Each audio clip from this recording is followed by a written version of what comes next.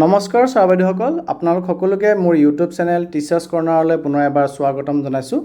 অসমৰ বিদ্যালয়সমূহৰ শিক্ষক শিক্ষয়িত্ৰীসকলৰ বাবে আহি পৰিছে এটা অতিকৈ গুৰুত্বপূৰ্ণ খবৰ।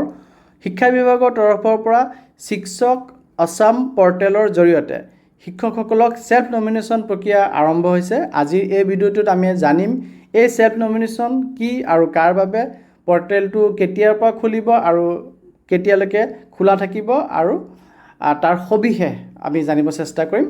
আপোনালোকে স্ক্ৰীন দেখা পাইছে, যদিও এই আদেশটি কাছাৰ, শিলচৰ, ইন্সপেক্টৰ অফ স্কুলছৰ, কিন্তু সমগ্ৰ অসমৰ কাৰণেই এইটো প্ৰযোজ্য হৈ আছে। এই পৰ্টেলটো খোল খাই আছে আৰু ইয়াতে যিসকল চৰকাৰী প্ৰাধিকৃত high school, higher secondary, senior secondary, আদৰ্শ বিদ্যালয়, চাহ বাগান, মডেল স্কুল, লগতে ডেপুটি ইন্সপেক্টৰ অফ স্কুলছৰ আণ্ডাৰত যিবোৰ স্কুল আছে, block elementary education officer all Cachar ডিষ্ট্ৰিক্টত যিসমূহ স্কুল আছে, সকলো স্কুলৰে যোগ্য শিক্ষকসকলক এই ছেল্ফ নমিনেশ্যন প্ৰক্ৰিয়া সম্পূৰ্ণ কৰিব লাগিব বুলি কৈছে।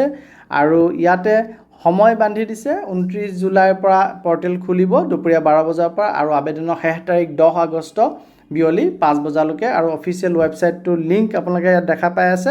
আপোনালোকে শিক্ষক.assam.gov.in বুলি মাৰিলেই পৰ্টেলটো খোল খাব আৰু তাতে আপোনালোকে ছেল্ফ নমিনেশ্যন প্ৰক্ৰিয়া কৰিব লাগিব।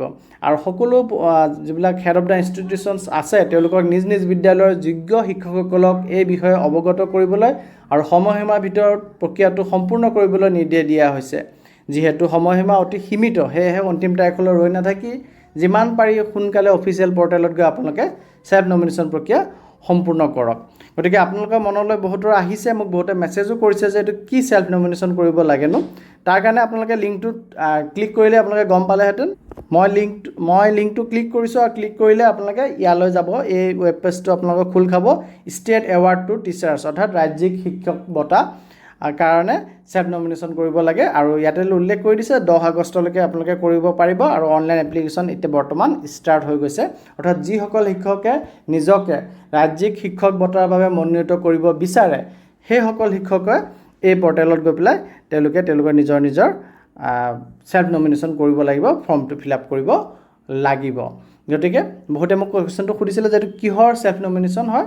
এইটো আমাৰ ষ্টেট এৱাৰ্ড টু টিচাৰ্ছৰ ছেল্ফ নমিনেশ্যন হয়। গতিকে যোগ্য শিক্ষকসকলে পলম নকৰি পেলাই নিজকে এই বঁটাৰ বাবে মনোনীত কৰিব বা নমিনেট কৰিব। যদি এই তথ্যটো আপোনাৰ বাবে সহায়কাৰী হ'ল, তেন্তে ভিডিঅ'টি লাইক আৰু শ্বেয়াৰ কৰি আন শিক্ষকসকলকো জানিবলৈ সুবিধা কৰি দিয়ক।